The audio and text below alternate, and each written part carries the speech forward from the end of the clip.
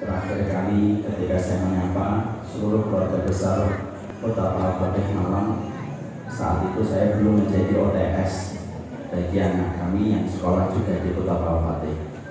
Pada kesempatan hari ini, saya akhirnya menyapa kembali kepada keluarga besar Kota Al-Fatih dalam kondisi saya sudah menjadi OTS bagi seorang santri yang juga kami titipkan di Kota Al-Fatih yang ada di Bekasi.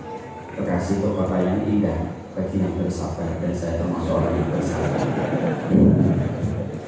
Dan saya juga agak kaget kalau tadi mendapati Ustaz Rifki ini tumben sekali, ngomongnya sedikit. Beliau ini kelihatannya lebih healing berat kelihatannya. Karena biasanya beliau panjang lebar menyampaikan, dan biasanya materi saya itu sepertiganya diambil sama beliau. Kelihatannya beliau banyak merenung tadi malam dan menyadari kekurangan dan kesalahan. Dan ternyata saya juga senang sekali bersama dengan beliau, kami sama-sama menjadi orang tua santri yang kami juga titipkan di Kota Al-Fatih. Hari ini saya ini kayak pengawas di madrasah kota, karena tadi saya ke Kota Al-Fatih Kediri, sekarang saya ke Kota Al-Fatih Malang, bentar lagi saya muter lagi ke Kota Al-Fatih Surabaya ini. Tapi ini merupakan bagian dari kebaikan, dan Masya Allah akhirnya kita berjumpa kembali. Saya baru tahu kalau ternyata Kota Al-Fatih Malang sekarang mengalami kenaikan secara signifikan, karena dulu di tempat yang rendah, sekarang di tempat yang tinggi. Terakhir kali kalau tidak salah dulu kami menyampaikan materi di Masjid Al-Ghifari. Nah, sekarang sudah menjadi Masjid Al-Furqan. Tapi dimanapun berada, yang terpenting adalah kita senantiasa berdoa. Semoga di tempat itu kita mendapatkan kebaikan dan keberkahan, insyaallah. Mari kita mulai kajian kita pada kesempatan hari ini. Karena sebenarnya saya kepingin lama di sini sampai maghrib, tapi ternyata Ustaz Rifki memberikan saya jadwal lagi habis maghrib. Jadi nanti kalau saya terburu-buru, jangan salahkan saya, tapi salahkan beliau. Karena saya pengennya agak lama ketika di sini, tetapi qadarullah memang harus berbagi di tempat yang lain, insya Allah. Jadi kelihatan kan mana di antara kami yang paling baik di dalam kami bermuamalah. Insya Allah saya lebih baik daripada tidak bersama. Mari kita mulai kajian kita. Bismillahirrahmanirrahim. Assalamualaikum warahmatullahi wabarakatuh. Innalhamdulillah wassalatu wassalamu ala rasulillah wa ala alihi wa sahbihi wa man tabi'ahum bi ihsan ila yaumil qiyamah. Kepada seluruh para penuntut ilmu yang hadir pada kesempatan sore kali ini, dan kepada setiap keluarga besar dari Madrasah Kota Al-Fatih yang ada di Kota Malang, semoga Allah senantiasa memberikan kepada kita pertolongan dalam setiap perjalanan kehidupan kita. Tidak ada perkara yang paling kita butuhkan di dalam kita melangkah di dalam kehidupan kita pada zaman fitnah dengan segala ragam problematika dan ujian yang kita hadapi, kecuali pertolongan dari Allah. Itulah yang menjadikan kita memahami kenapa kita membaca salah satu ayat yang agung yang ada pada surat Al-Fatihah 17 kali di dalam satu hari. Iyyaka na'budu wa iyyaka nasta'in. Karena sesungguhnya tidak ada satupun masalah yang kita bisa selesaikan, bukan karena hebatnya kita dan bukan karena mampunya kita menyelesaikan dan menghadapi setiap problematika pada zaman fitnah, kecuali semata-mata pertolongan Allah di dalam kehidupan kita. Inilah yang menjadikan kita senantiasa berjalan di atas kesadaran kita secara penuh bahwasanya hati kita terkoneksi dengan Allah, dan sesungguhnya tidak ada satupun kekuatan yang dapat kita wujudkan dalam kehidupan kita kecuali ketika kita senantiasa mendapatkan pertolongan dari Allah. Apa yang menjadikan kita berbeda dengan para nabi dan para rasul? Yang menjadikan kita berbeda dengan para nabi dan para rasul yaitu adalah pertolongan Allah kepada mereka jauh lebih besar daripada pertolongan Allah di dalam kehidupan kita sesuai dengan tingkat keimanan kita. Makanya memang betul, orang yang beriman itu ujiannya berat, tetapi pertolongan Allah jauh lebih besar daripada setiap ujian yang Allah berikan di dalam kehidupannya. Inilah yang menjadikan kita harus mengerti, jangan pernah kita membuka mata kita ketika kita bangun tidur, kecuali ketika kita pada hari itu ketika memulai aktivitas kita kecuali pertama kali mintalah tolong kepada Allah supaya kita bisa menyelesaikan setiap tugas, setiap amanah, dan kita mampu menyelesaikan setiap problematika yang kita hadapi hari itu ketika kita senantiasa mengetuk pintu langit dan Allah mengabulkan permintaan kita ketika Allah menolong kita di dalam kehidupan kita. Kita terkadang menghadapi banyak masalah, tidak kelar, tidak pernah selesai. Setiap problematika dan masalah disebabkan bukan karena Allah benci kepada kita, tapi terkadang kita sombong ketika kita jarang meminta pertolongan kepadanya dalam setiap perjalanan kehidupan kita. Kenapa terkadang kita marah kepada istri kita tanpa sebab? Dan kenapa istri kita terkadang begitu mudah ngambek kepada kita? Karena pada saat itu Allah tidak menolong hati kita ketika kita tidak pernah menyatakan Allah di dalam setiap hari yang kita lewati. Kita bangun hanya sekedar bangun. Dan terkadang kita autopilot, bangun, jalan, tapi kita tidak memohon kepada Allah supaya kita diberikan pertolongan. Dan itulah yang menjadikan kita terkadang terbentur dengan banyak masalah di dalam kehidupan. Imam Ibnu Qayyim di dalam kitabnya Miftah dari Sa'adah, kalau terkadang manusia mereka mengalami banyak benturan dalam hidupnya, bukan karena Allah benci padanya semata, tapi kadang-kadang manusia mengalami banyak benturan dalam kehidupan karena jarangnya dia mengetuk pintu langit untuk memohon pertolongan kepada Allah. Bukankah ada zikir yang sangat indah? Zikir ini super dahsyat. Ketika Nabi mengatakan di dalam setiap zikirnya di waktu pagi dan di waktu sore, Allahumma aslih li sya'ni kulli wa la takilni ila nafsi tarfata aini. Ya Allah, perbaikilah seluruh kehidupanku, semuanya. Jangan tinggalkan kami walaupun sekejap mata.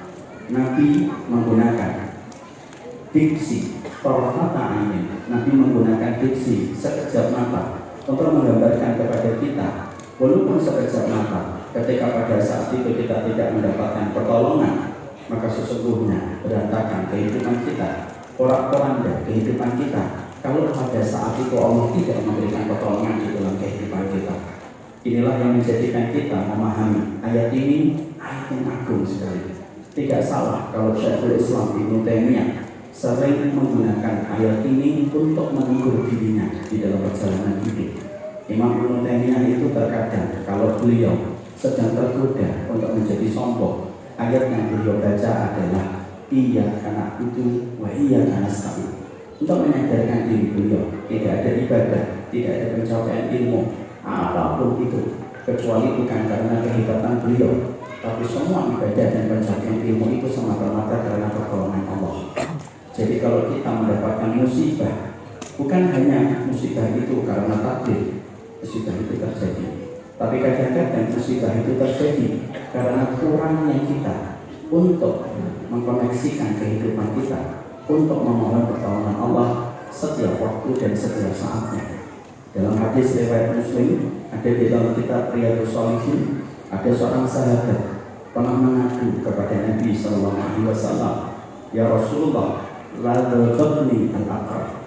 Ya Nabi, tadi sore kalajengking itu memberikan kisah menyengatku. Maka Nabi mengatakan, kalaulah kamu tadi sore mengucapkan zikir, a'udzu bikalimatillahi tamma min syarri ma khalaq, aku berlindung dengan kalimat Allah yang sempurna dari segala keburukan makhluk yang Allah ciptakan, pastilah kalajengking itu tidak menyengatmu. Artinya, kalau urusan kalajengking menyengat manusia disebabkan ketika kita lalai berdoa dan lalai meminta pertolongan, dan itulah yang terjadi dalam kehidupan kita ketika kita senantiasa tidak sadar secara penuh dan tidak hadir secara utuh. Hidup kita itu butuh pertolongan Allah setiap waktunya.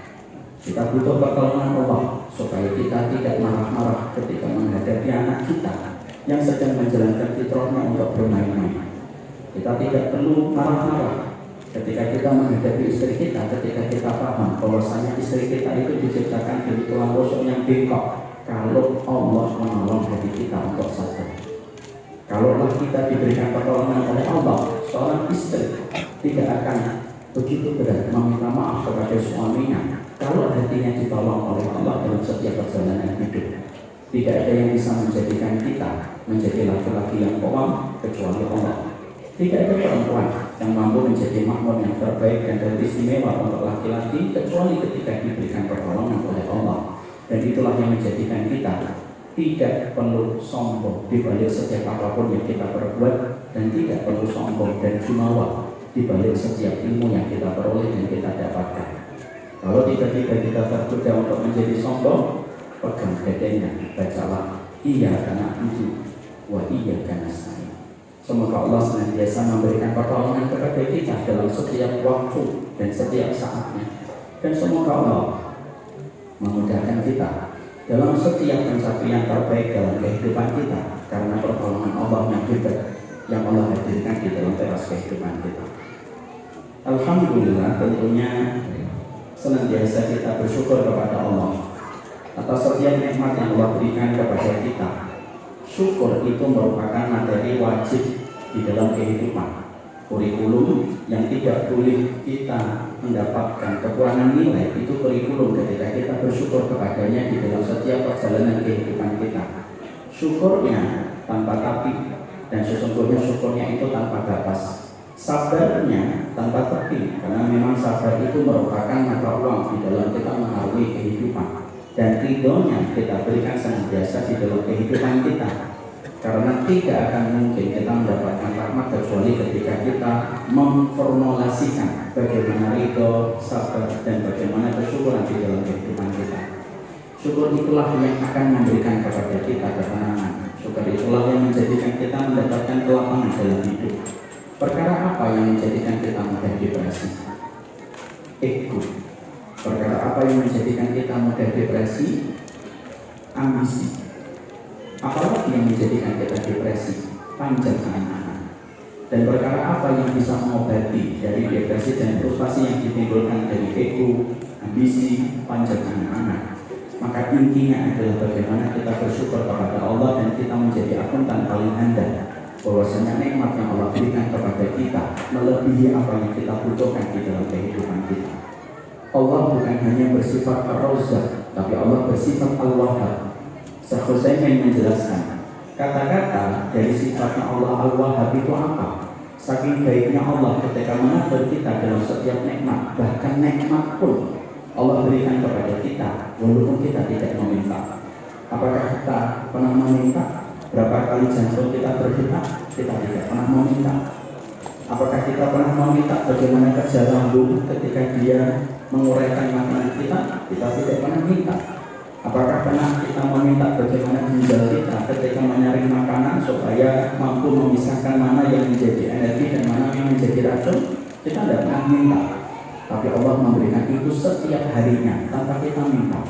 Kalau Allah sebagai zat yang pemberi mensyaratkan kita harus meminta, mungkin setiap detiknya kita harus meminta kepadanya, baru lagi itu diberikan oleh Allah kepada kita.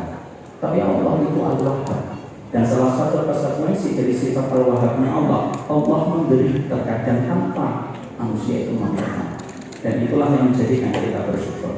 Kalau kita menjadi orang yang bersyukur, kalau diterima sama Allah, syukur kita kalau diterima sama Allah. Allah memberikan kepada kita dua hadiah.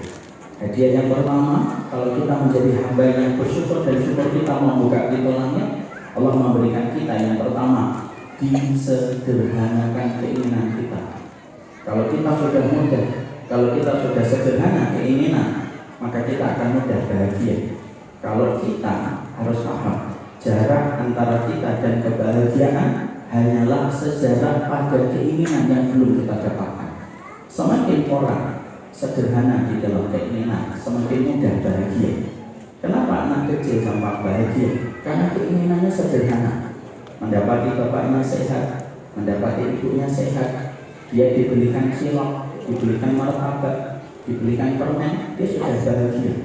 Dan tidak ada anak kecil di pojok ruang mematikan lampu kamar dan dia menangis. Dan ketika ditanya kenapa, sedih memikirkan program hidup. Mungkin Ustaz Rifki di waktu kecil mungkin iya, tapi kalau saya enggak. Makanya anak kecil itu mudah bahagia. Dia tidak terbebani dengan sertifikat, dia tidak terbebani dengan BPKB, dia tidak terbebani dengan mobil listrik. Karena bagi dia naik motor pun ketika sang bapak memeluknya itu sudah lebih dari bahagia. Ketika dia tidak memikirkan BPKB, tidak memikirkan sertifikat, dan tidak memikirkan mobil listrik, akhirnya dia mudah bahagia. Dan itulah yang menjadikan kita harus paham, orang kalau syukurnya diterima, disederhanakan keinginan. Kalau sudah sederhana keinginan, gampang bahagia. Dan itulah caranya Allah ketika Allah itu mencintai kita. Allah jadikan keinginan dunia kita tidak terlalu banyak, dicukupi kebutuhannya, dan akhirnya kita mudah bahagia di dalam kehidupan. Orang yang paling tersiksa bukan orang miskin. Orang yang tersiksa itu ketika keinginannya itu jauh lebih besar daripada apa yang dia peroleh. Orang yang sedikit harta tapi sedikit keinginan lebih mudah bahagia daripada orang yang hartanya banyak tetapi keinginannya jauh lebih banyak daripada harta yang dia miliki, karena dia tidak akan bahagia. Kadang orang sudah mendapatkan rumah di tengah kota, ingin mendapatkan rumah di pinggir kota. Sudah mendapatkan rumah di pinggir kota, dia ingin mendapatkan rumah di atas bukit. Sudah mendapatkan rumah di atas bukit, ingin mendapatkan rumah di pinggir pantai. Sudah mendapatkan rumah di pinggir pantai, kadang-kadang masih pengen punya rumah di tengah lautan. Akhirnya bertetangga dengan luar itu. Dan tidak ada selesainya. Makanya Masya Allah, semoga kita menjadi orang-orang yang Allah sederhanakan keinginan kita. Dunia itu begitu-begitu saja, Pak. Dunia itu tampak indah hanya karena kita belum memiliki. Kalau sudah memiliki, biasa saja. Kapan kita merasa indah ketika memiliki kolam renang di dalam rumah kita? Ya karena kamu belum memiliki. Coba kalau sudah memiliki, mungkin terakhir kali kita renang sebelum presiden diganti dengan presiden yang baru. Kapan kita indah melihat balkon? Balkon itu indah ketika kita belum memiliki. Kalau sudah memiliki, mungkin balkonnya tidak akan pernah kita singgahi. Itulah kehidupan. Inilah yang menjadikan kita akhirnya mengerti. Semoga Allah menyederhanakan keinginan kita, mencukupi kebutuhan kita, dan itulah tanda kita menjadi orang yang syukurnya diterima oleh Allah Subhanahu wa Ta'ala. Yang terpenting, jangan banyak melihat kehidupan orang. Kalau kita jarang melihat kehidupan orang, maka kita mudah bahagia di dalam kehidupan kita. Semoga Allah jaga pandangan kita, dan semoga Allah ketika melihat kita menjaga pandangan kita dari pencapaian finansial dan materi orang, disitulah kita mudah bahagia di dalam kehidupan kita. Amin insyaallah. Bapak dan Ibu, seluruh orang tua santri yang hadir pada kesempatan sore kali ini, saya mengambilkan tema tentang orang tua pada kesempatan hari ini karena saya berprasangka dan berhusnudzon yang hadir insya Allah adalah setiap para orang tua yang sedang berikhtiar di dalam menginginkan kebaikan untuk putra putri terkasih yang kita miliki. Tentunya kita paham bahwasanya anak itu merupakan salah satu di antara perkara besar pada kehidupan. Anak itu bukan hanya masalah identitas ketika kita memiliki keturunan, dan anak itu bukan hanya masalah nasab ketika nama kita bersambung dengan nama putra dan putri kita. Karena maaf, anak itu tidak sesederhana sekedar urusan biologis di dalam kehidupan kita. Ketika anak itu bukan hanya sekedar urusan biologis dalam kehidupan kita, itulah yang menjadikan kita memahami para nabi dan para rasul. Mereka semuanya itu pengamat apapun yang diberikan oleh Allah. Tapi para nabi, mereka dalam tanda petik tidak pengamat dalam dua perkara. Apa para nabi yang mereka tidak pengamat di dalam dua perkara? Ketika mereka itu merupakan orang yang paling pengamat di dalam kehidupan, apapun yang diberikan oleh Allah, mereka selalu terima dengan ridho. Tapi apa dua perkara dalam tanda petik para nabi itu tidak pengamat? Satu, dalam masalah ilmu. Makanya para nabi kalau mereka mendapatkan ilmu, mereka tidak pernah merasa cukup kecuali mereka meminta nambah. Makanya itu tercermin dan tergambar dari doanya Nabi Musa alaihi salam, Rabbi zidni ilma.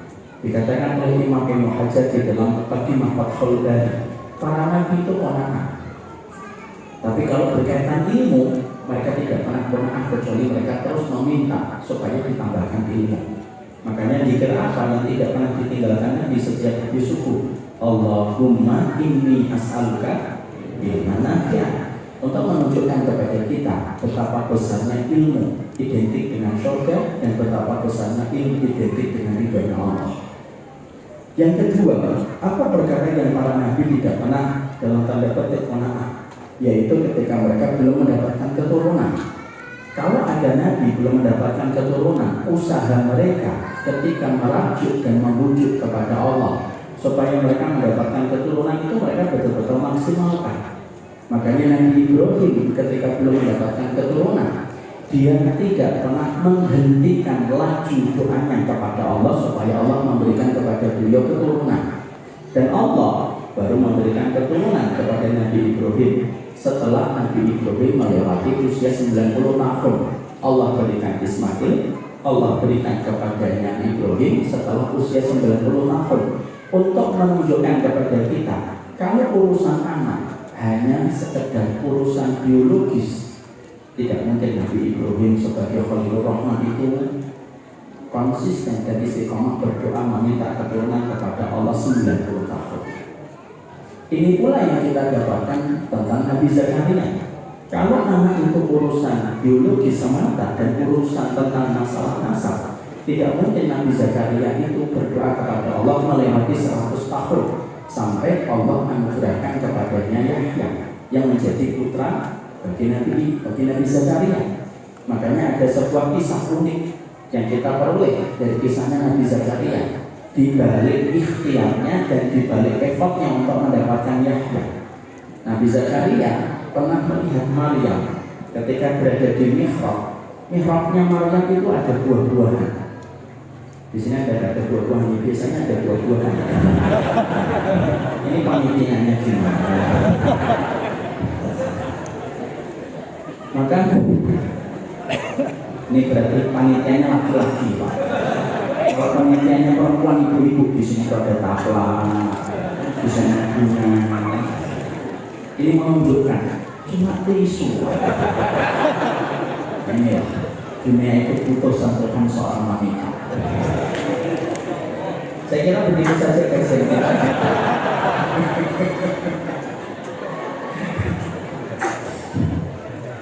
Sampai kemana? Oh iya. Maka sesungguhnya Nabi Zakaria itu masuk ke mihrabnya Maryam. Lalu Nabi Zakaria kaget, bagaimana di mihrabnya Maryam ada buah-buahan yang tidak sama dengan musimnya. Kalau musimnya musim dingin, buah-buahannya musim panas. Kalau musim panas, buah-buahannya itu musim dingin. Lalu disitulah Nabi Zakaria tanya kepada Maryam, siapa yang memberikan buah ini? Yang memberikan buah adalah Allah. Maka kejadian itu memberikan ilham kepada Nabi Zakaria untuk berdoa dengan redaksi peristiwa dan histori itu. Nabi Zakaria berdoa. Dalam satu riwayat di dalam tafsir Imam Ibnu Katsir, Bapak tahu dan Ibu tahu apa doanya Nabi Zakaria? Insya Allah tidak tahu. Ini doanya. Doanya Nabi Zakaria adalah ya man yarzuqu Maryam at-tamr fi ghairi awalihi farzuqni dzurriyyatan fi ghairi awalihi. Kejadian itu menjadi ilham bagi Nabi Zakaria untuk berdoa, dan sebagian para mu'arrikhin, ulama sejarah, mengatakan redaksi doa ini yang menjadikan Allah memberikan kepada Nabi Zakaria itu keturunan. Apa redaksinya? Ya Allah, Engkaulah yang memberikan Maryam buah-buahan bukan pada masanya dan bukan pada musimnya. Maka sesungguhnya Engkau pun mampu memberikan kepada itu keturunan walaupun tidak lagi usiaku mendapatkan keturunan. Dan Allah berikan Yahya ketika usia beliau melewati 100 tahun.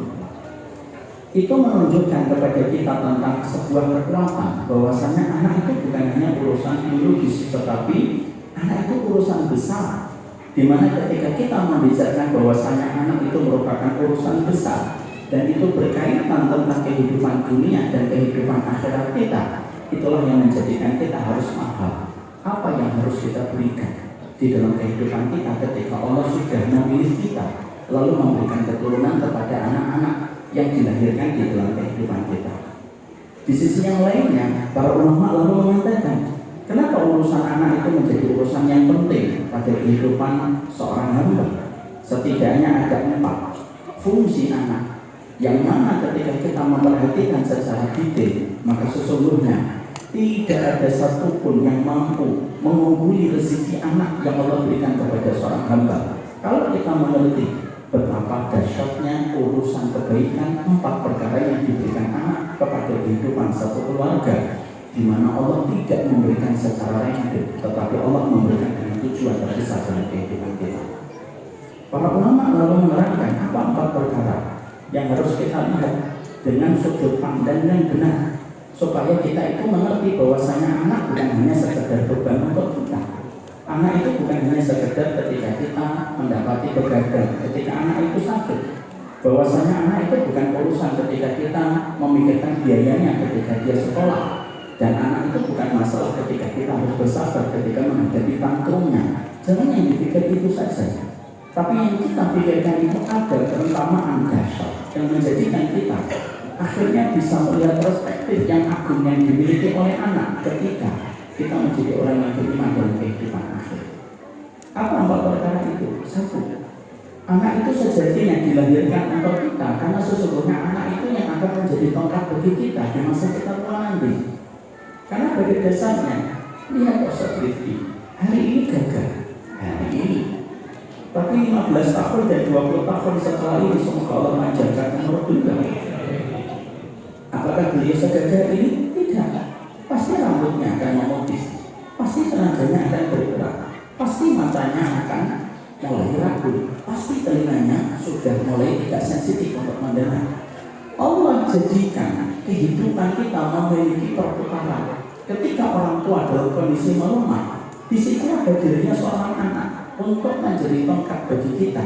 Karena tidak ada tongkat yang paling kita butuhkan dalam kehidupan ketika kita di masa lalu kecuali anak kita. Sedemikian apapun Bapak dengan sahabat, Bapak pasti sangat memerlukan anak. Ketika Bapak dalam kondisi senang, mungkin Bapak ingin berjumpa dengan sahabatnya untuk makan sate. Tapi ketika Bapak dalam kondisi sakit, tidak ada yang Bapak inginkan kecuali Bapak berjumpa dengan anak. Makanya hari ini saya heran banyak anak muda dengan berkata begitu sombong. Sebenarnya jangan nangis di media sosial. Kita ini free child. Mungkin hari ini kamu sambil tertawa ketika kamu masih memiliki uang, suamimu mungkin masih baik, mungkin kehidupanmu masih normal. Tapi ketika kehidupanmu tidak berjalan sesuai dengan keinginan, disitulah fitrah tidak bisa ditentang dan fitrah tidak bisa dilawan. Fitrahnya setiap orang ketika tua, tongkat yang terbaik itu adalah anak. Makanya maaf, Rasulullah ketika meninggal dunia, maka siapa yang beliau lihat? Yang beliau lihat itu 2, Fatimah dengan Aisyah. Itu menunjukkan kepada kita itulah bentuk rahmat Pak dalam keluarga. Makanya ketika kita meninggal dunia di tengah keluarga itu rahmat. Di mana meninggalnya Nabi? Bukan di dalam Masjid Nabawi, bukan di Masjidil Haram. Meninggalnya Nabi bukan di perang Badar. Meninggalnya Nabi itu di atas pangkuan Aisyah radhiyallahu anha. Setelah bersama dengan siapa? Beliau didampingi bersama pula dengan Fatimah radhiyallahu anha. Makanya ketika Rasulullah itu melemah, datang Fatimah terpokok-pokok dan beliau itu sedih karena Rasulullah itu meninggal pada hari ketika kondisi Rasulullah itu membaik. Hari Jumat beliau sakit, hari Sabtu beliau sakit, hari Ahad beliau sakit, Senin subuh membaik, dan hari Senin itu beliau meninggal dunia. Makanya betul, lampu kadang-kadang kalau mau mati lebih terang. Makanya kalau ada orang tadi pagi ngomong hari ini saya sehat betul, hati-hati.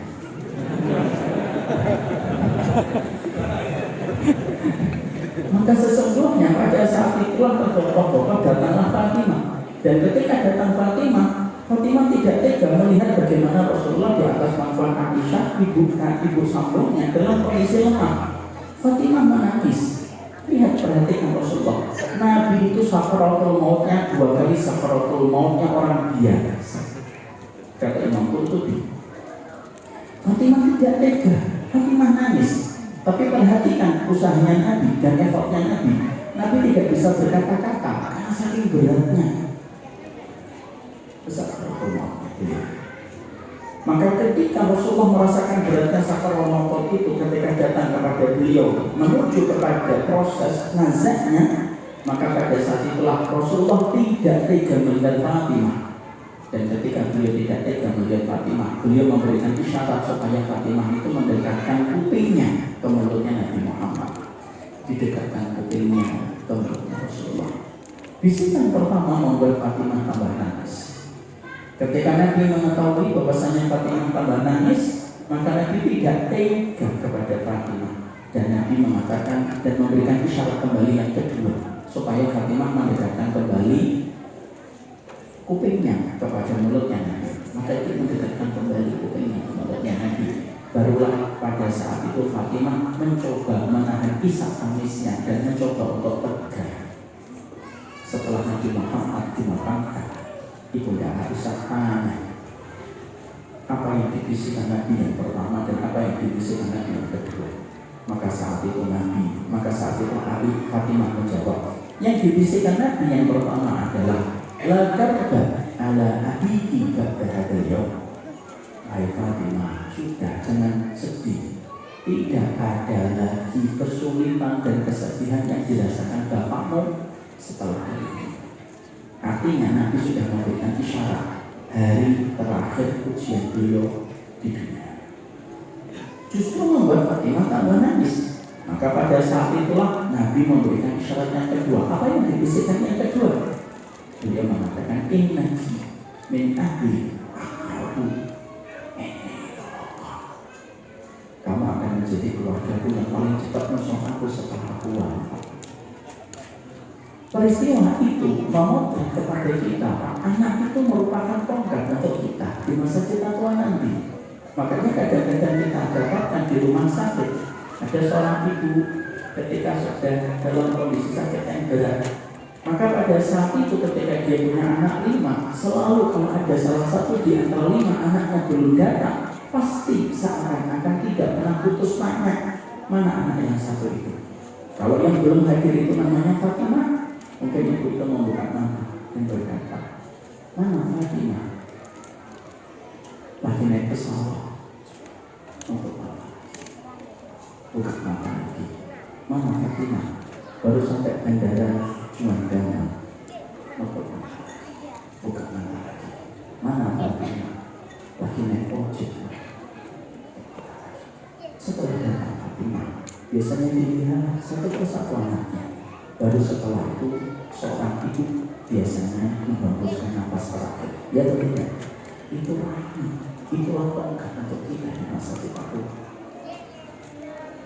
Itulah kenapa kita dalam kehidupan beri alasan untuk membersamai anak supaya anak punya alasan membersamai kita di waktu kita tua. Berikan telingamu kepada anakmu di masa dia belia supaya anak punya alasan memberikan telinganya untuk kita ketika kita rentah. Berikan 100 alasan untuk bermain-main dengan anak supaya kita punya 1000 alasan untuk dibersamai sama anak-anak kita ketika kita sudah tidak bisa pergi kemanapun yang kita mau dan kemanapun yang kita suka. Karena apa? Anak itu tongkat dan tongkat itu terbentuk sesuai dengan apa yang kita bentuk ketika dia di usia belia. Ada yang menggantikan tongkat itu? Secika apapun saya sama Ustaz Rifki, ketika dalam kondisi berat, yang saya panggil anak saya. Ketika saya menghadapi masa-masa yang genting, yang teringat anak saya. Ketika saya menghadapi kondisi-kondisi berat, yang teringat anak saya. Makanya bentuk musibah orang tua itu bukan hanya ketika mereka diberikan sakit. Di antara musibah pada orang tua itu apa? Ketika anak tidak punya alasan untuk menemani orang tuanya ketika tua, itu merupakan salah satu musibah berat di masa tua, dan itulah termasuk salah satu keburukan di masa tua. Makanya kita kalau pernah berpikir, Allahumma inni a'udzubika min su'il kibar. Ya Allah, aku berlindung dari keburukan di masa tua. Cari sepertinya Cara penjelasannya, para ulama mengatakan suul kibar itu apa? Keburukan di masa tua itu apa? Ikut. Keburukan di masa tua itu apa? Penyakit, menakut. Keburukan di masa tua itu apa? Bermaksiat ketika kita sudah tidak lagi muda. Dan termasuk keburukan di masa tua, kita tidak memetik buah manis dari apa yang terjadi pada anak kita, disebabkan kelalaian kita ketika dulu kita menemani mereka di usia belia.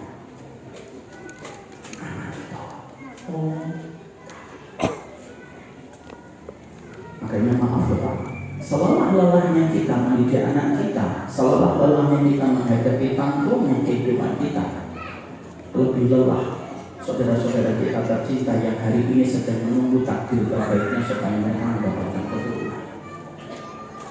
Nabi Zakaria melewati 100 tahun mengetuk di ruangan. Nabi Ibrahim Khalilur Rahman 90 tahun mengetuk di ruangan. Dan tidak mungkin Allah memberikan kepada kita keturunan ketika kita tidak memahami anak-anak ini tongkat. Ini anak-anak yang akan mau kita pegang ketika kita nanti sudah dalam kondisi tua. Siapa orang tua bahagia kalau dia pergi ke dokter, anaknya menemani. Dan itu tongkat. Dan maaf, kadang-kadang ada anak kita yang tidak terlalu kaya, belum tentu dia tidak bisa menjadi tongkat. Maaf ya, kalau kita mempersepsikan tentang tongkat, jangan berpikir bahwasanya anak kita kaya dan mencukupi kita di masa tuanya. Belum tentu itu. Kadang ada anak ditakdirkan tidak berhasil dalam bisnis itu karena dia tongkat bagi orang tuanya. Makanya kita selaku orang tua jangan membedakan cinta dan kasih sayang kita kepada anak berdasarkan status ekonomi yang mereka miliki. Saya pernah punya kisah nyata. Ada seorang bapak-bapak mengatakan, saya itu punya adik Ustaz, bisnisnya itu gagal terus. Lalu saya berkata kepadanya, sudahlah, kamu ini bisnisnya gagal terus. Udah pergi ke Jakarta ya, kita bantu dan kita pick up bisnisnya. Lalu dia berkata, tidaklah Bang, kalau harus pergi di Bali, kota ini, saya ingin menemani Umi aja. Kamu apa sih? Ya apa kamu juga pasti ridho. Iya, orang tua mah pasti mengatakan ridho walaupun hatinya bergemuruh. Saya nyalah-nyalahin adik saya, tapi ternyata memang begitu cara kerjanya takdir dari Allah. Dia menjadi orang yang paling berguna terhadap bumi dan langit. Setiap apapun dia tidak pernah terguni ketika dia menemani bapak saya dan ibu saya, menemani ketika berobat antri dari siang sampai malam, tidak pernah protes karena tidak punya kesibukan. Sehingga akhirnya ibu saya hatinya cemental kepada adik saya. Kalau cemental tergantung sama adik saya. Makanya apapun itu, sampai ibu saya kalau mau melakukan sesuatu selalu nanya dulu sama adik saya. Dan adik saya akhirnya berkhidmat kepada ibu sampai akhirnya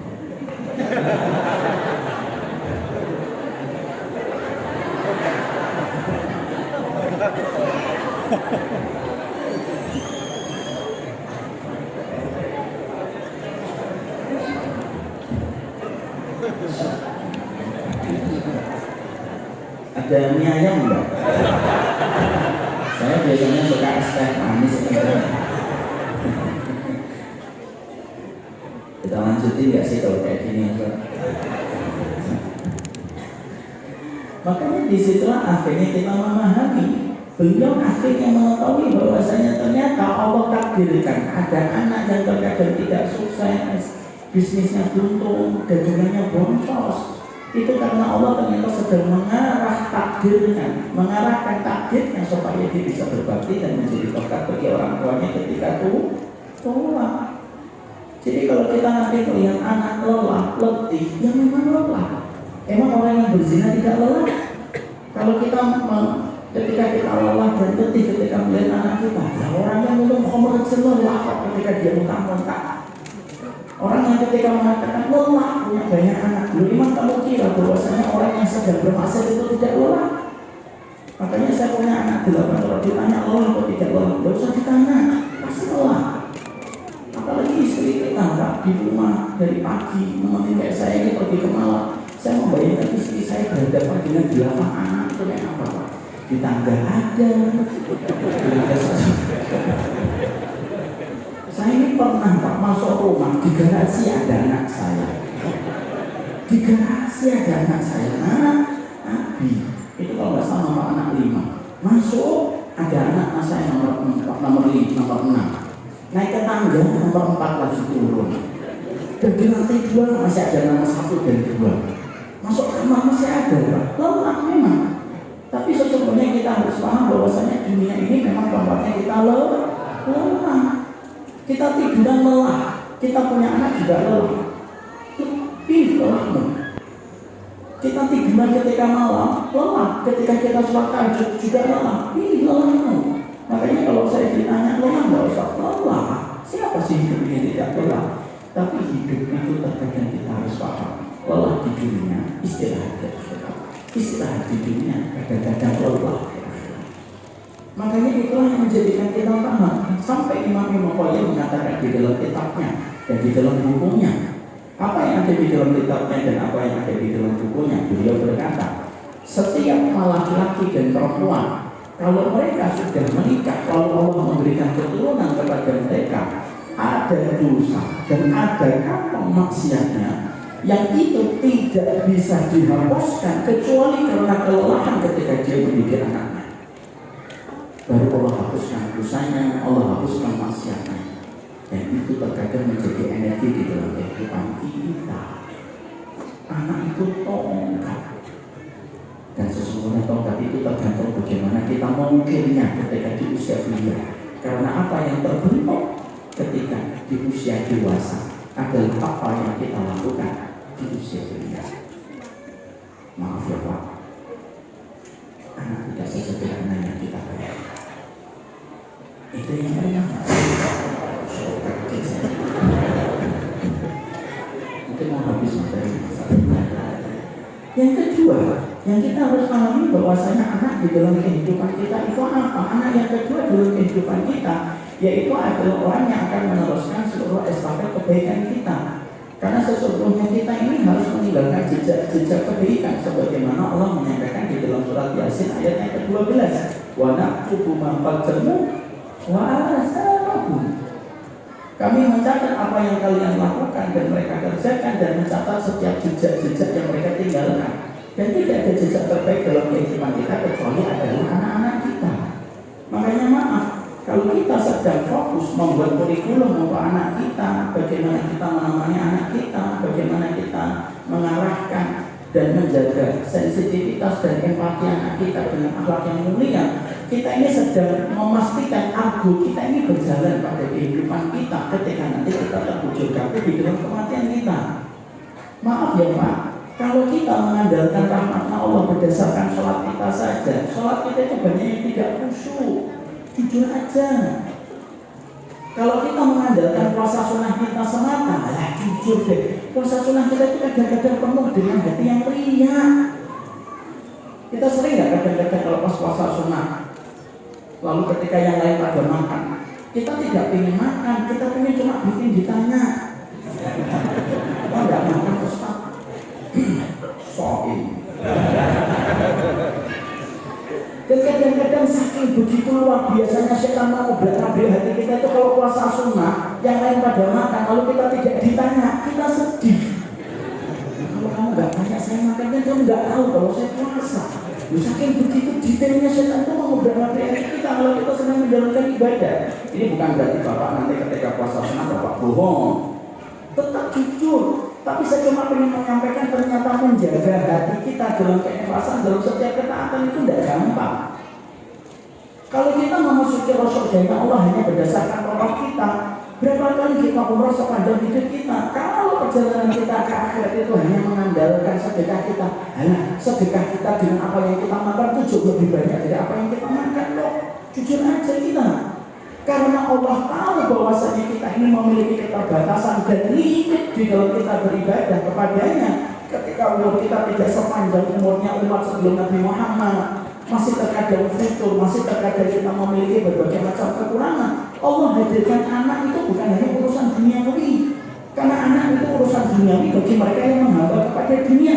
Tapi anak Allah hadirkan kepada kita ketika kita beriman kepada konsep negeri yang kedua, yaitu negeri akhirat. Karena Allah itu sayang kepada kita supaya ketika kita jatahnya meninggal dan jatahnya balik, argunya tetap berjalan ketika anak-anak kita itu melakukan amal soleh. Kita yang umurnya berapa sih? 70-80. Kalau umurnya Nabi Nuh enak 1600, 1200 lah. Dan kita harus paham loh, kenapa kita diberikan umur yang pendek tidak sebagaimana umatnya Nabi Nuh. Justru karena kita diberikan sayang sama Allah, kita itu diberikan umur yang pendek, tapi balasannya sama. Kan enak, bapak kerja cuma 70 tahun, balasannya sama dengan kerja 1500 tahun. Enak atau tidak enak? Enak. Coba kalau bapak diberikan umur sampai 1000 tahun, Pak. Maka ketika ada bapak cerita, ya Allah Ustaz, istri saya Ustaz, saya ngomong sabar ya Pak, ya Allah Ustaz sudah 835 tahun.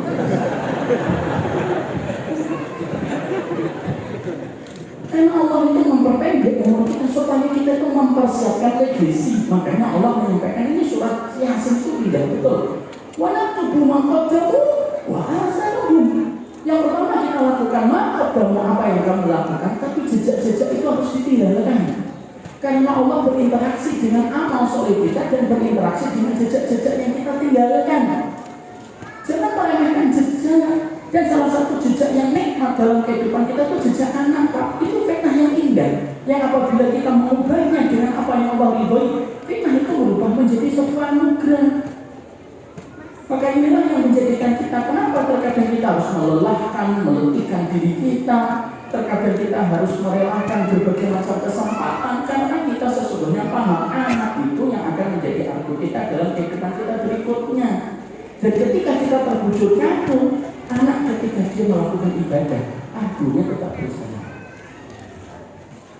Apa kurangnya Allah ketika mencintai kita? Makanya maaf, saya bocorkan sedikit rahasia. Tapi kalau saya bocorkan tidak lagi menjadi rahasia. Istri saya, jangan cerita saya rahasia. Sudah saya ikutin dulu. Istri saya itu selalu ngomong, di Al-Fatihah jangan diajarin ke anak, biar aku aja. Saya selalu mengatakan iya. Ini bukan karena saya takut sama istri ya Pak, tapi saya hormat dan respect sama istri saya. Beda, kalau beliau mungkin ya beliau juga sangat banget.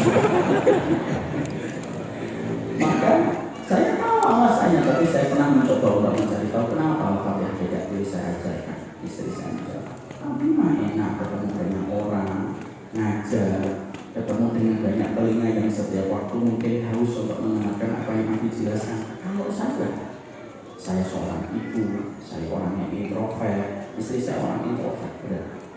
Makanya kalau keluar itu energi sosialnya langsung habis, kecuali keluar sama saya. Energinya nggak ada habis sama saya. Kita ngomong apa? Maka sesungguhnya saya menyampaikan mereka itu silakan. Makanya anak-anak saya ketika membaca Al-Fatihah itu istri saya.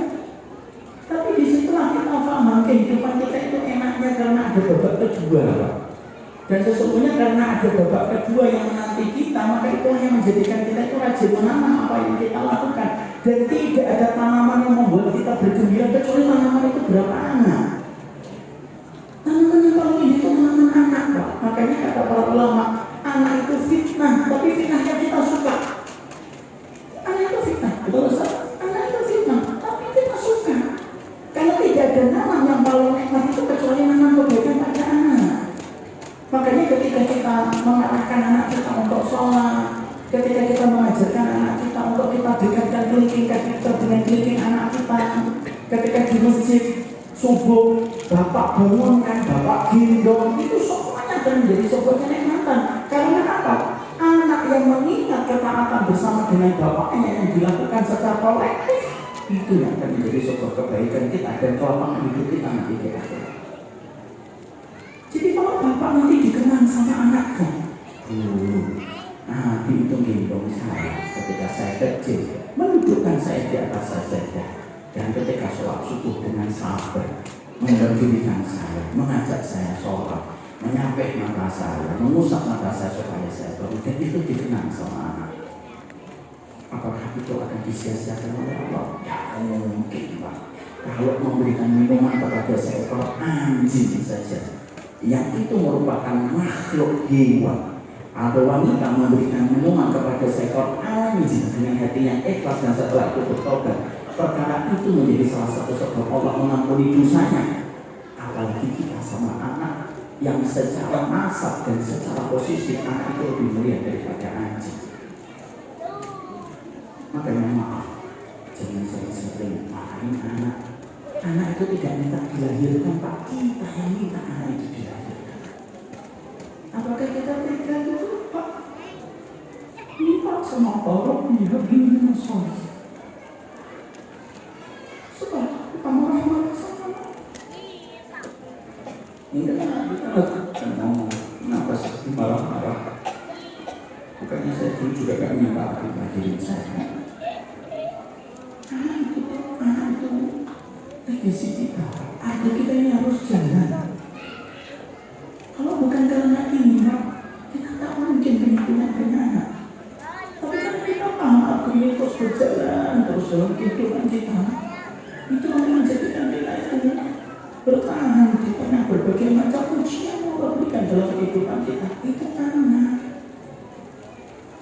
Makanya kalau ada orang ketika sudah punya anak, dia tidak mau memberikan kehidupannya yang berbeda dan tidak mau mengubah prioritasnya. Terus kapan kita mau mengubah prioritas kita? Maaf ya, kalau ada seorang bapak sudah punya anak masih main game, saya tuh bingung, terus prioritas kamu itu apa? Kalau ada orang sampai punya anak tidak datang ke masjid, terus prioritas kamu itu apa? Kalau sampai ada orang sudah punya anak masih berat untuk datang ke kajian, padahal dia itu dibutuhkan tankinya untuk mengalirkan ilmu kepada anaknya, terus kualitas kita itu apa? Kita ini ngaji bukan karena kita pengangguran, kita ini ngaji bukan karena kita sok suci, kita ini ngaji bukan karena kita sok alim, enggak. Kita ngaji, kita buka kitab, kita dulu nasihat orang, kita ini bapak.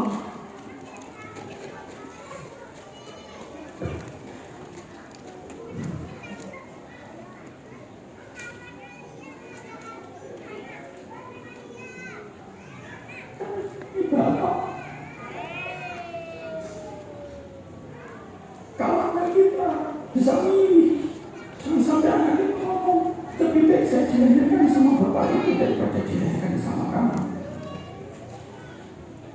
Anak itu jadi agu kita, jadi agu kita. Dan kita butuh kehidupan itu dengan agu yang terus berjalan. Kita hidup itu bukan sekali.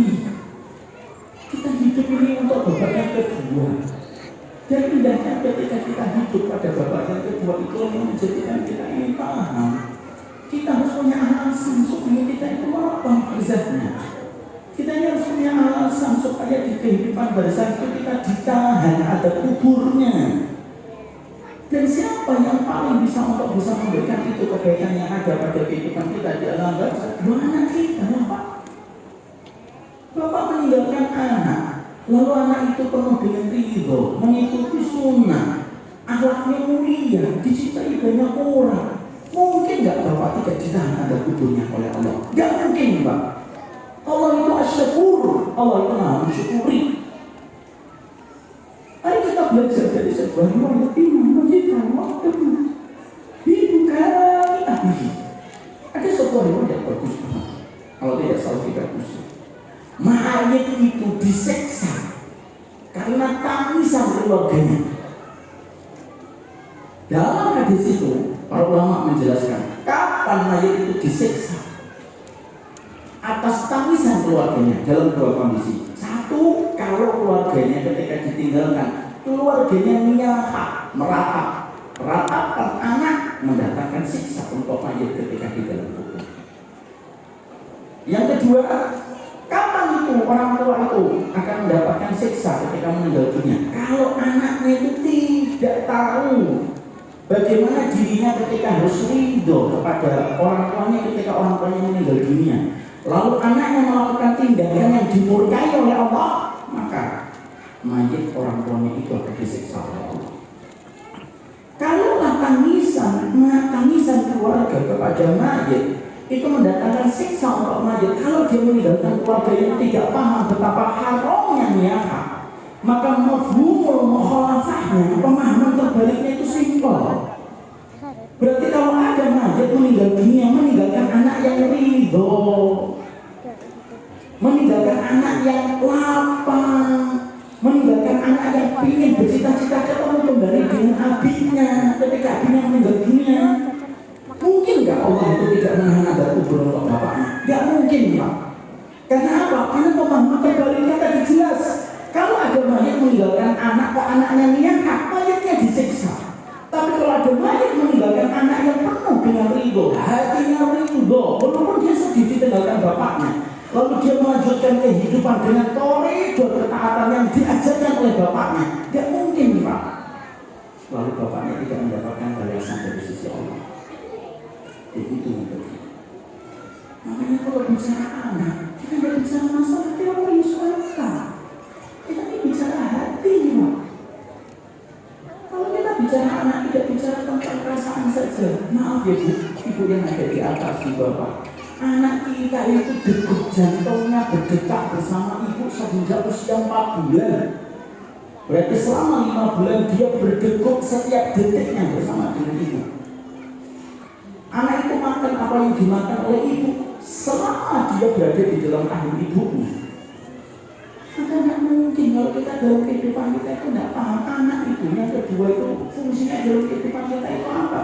Dia yang akan menjadi argo yang meneruskan amal soleh kita. Kenapa kita harus repot-repot memberikan teladan? Karena anak itu butuh teladan, dan anak itu tidak hanya butuh teori. Banyak orang tua bisa memberikan teori, tapi belum tentu setiap orang tua bisa memberi teladan. Jadi itu yang menjadikan kita paham. Yang ketiga, anak itu apa? Anak itu yang harus kita pahami. Yang ketiga itu apa? Anak itu yang kelak, Masya Allah. Anak itu yang ketiga itu yang akan paling setia mendoakan kita. Kalau kita meninggal dunia, ada 3 orang yang paling setia mendoakan kita. 1 orang tua kita, kalaupun orang tua masih hidup. Yang kedua, istri kita atau suami kita, itu pun kalau dia belum nikah lagi. Kalau dia sudah nikah lagi, mungkin sudah sibuk dengan keluarga yang baru. Ini bukan berarti nanti kalau kita mau meninggal dunia kita pesan jangan nikah lagi ya. Awas nikah lagi saya hantui kamu dari itu. Jadi hantu atau sombong. Tapi itu apa sih hidup? Yang ketiga, siapa yang paling setia mendoakan kita? Yang paling setia mendoakan kita anak. Secinta-cintanya saya sama Ustaz Rifki. Berapa lama saya sedih ketika mendengarkan kabar Ustaz Rifki meninggal dunia? Ini contoh.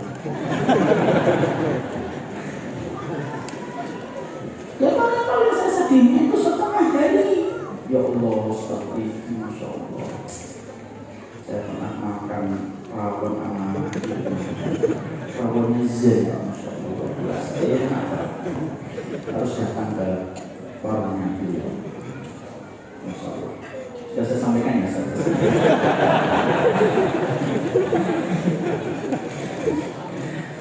Berapa lama saya akan mengingat kebaikan Ustaz Rifki? Ya lama setengah hari. Kadang-kadang nggak sampai setengah hari, Pak.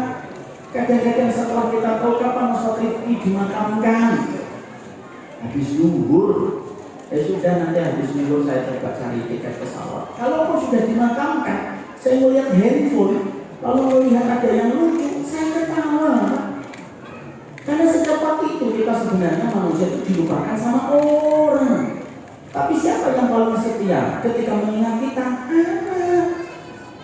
Saya ditinggalkan ibu saya sudah hampir 11 tahun. Tadi saya itu berjumpa dengan ibunya beliau. Saya itu iri betul sama beliau. Bukan iri karena beliaunya ya, tidak, saja sama beliaunya saya. Tapi ini bahwasanya Ustaz Rifki itu masih ditemani orang tua ketika usia 3 muda. Usianya berapa Ustaz Anda?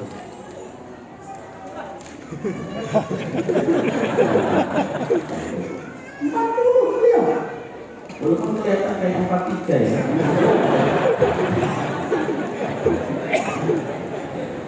Maka sesungguhnya saya tuh sering berkata, ditemani orang tua itu nikmat. Tapi ditemani orang tua dan masih hidup Justru ketika kita melewati angka 40 itu karunia, itu anugerah. Makanya tadi saya melihat gitu, saya ngobrol sama abahnya, saya tadi ngobrol sama uminya. Ini betul, bahkan saya ini ketika kemarin Mas Satri itu baru datang itu cerita bahwa saya tahun ini beliau haji bersama orang tuanya. Demi Allah, bergetar lagi saya. Karena saya tidak mau menampakkan di depan beliau aja. Gengsi saya. Itu nikmat yang besar.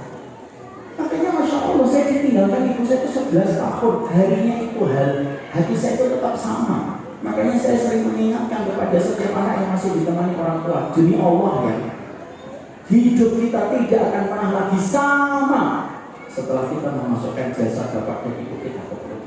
Demi Allah, buktikan omongan saya. Makanya akhirnya siapa yang nanti paling setia mengingat kita?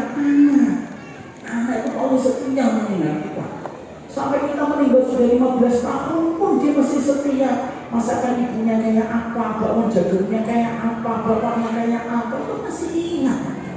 Makanya ketika kita mendapati anak mungkin lelah, tapi sepanjang itulah kelelahan kita nanti akan berubah menjadi memori yang panjang ketika mereka itu mengingat kita. Dan siapa yang paling setia mendoakan kita? Anak. Makanya maaf ya, doa itu merupakan million G, bukan hanya 5G, million G. Karena setiap anak berdoa itu nembus kepada kita. Dan ini panjang. Dan yang keempat itu adalah sesungguhnya anak itu pada dasarnya yang kita harapkan memberi syafaat dalam kehidupan kita. Syafaat itu indah, Pak. Syafaat itu lawan dari ganjil. Apa sih maknanya? Saya jelaskan maknanya secara tadabbur. Saya tidak menjelaskan maknanya secara istilah. Syafaat itu yang apabila yang kurang mendapatkan tambahan, yang tipis ditebalkan, yang kurang ditambahkan, yang bengkok diluruskan. Itu fungsinya syafaat. Makanya ada orang yang nanti memasuki surga itu bukan karena amalnya, tapi ada orang yang mereka itu memasuki surga karena syafaat yang dia dapatkan dari putra dan putrinya ketika dia taat dan ketika dia sholat. Itulah yang menjadikan kita harus paham. Jadi maaf, anak itu bukan hanya urusan biologis. Anak itulah yang akan menjadi tongkatmu, anak itulah yang menjadi argo pahalamu, anak itu pula yang akan menjadi sebab dipanjangkan doanya untuk dirimu.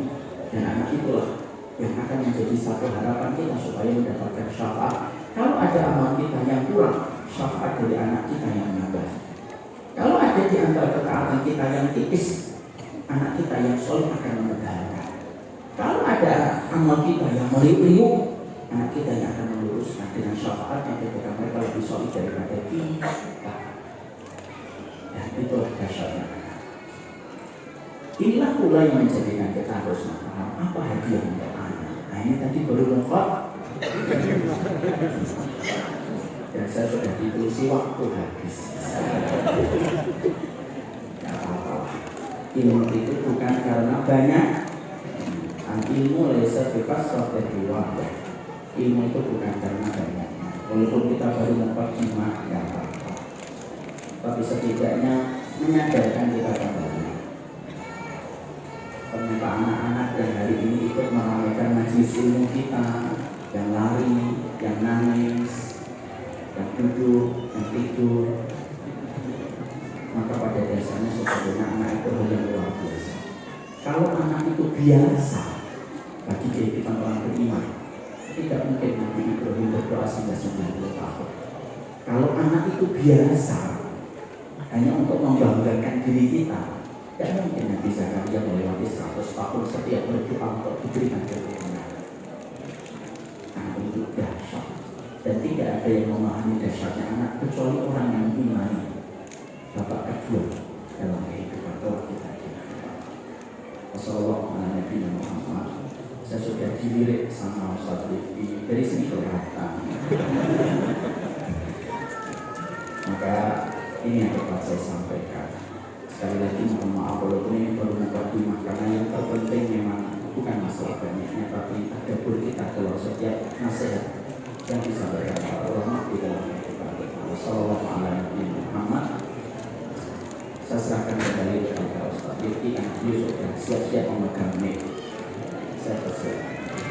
Jazakumullah khair.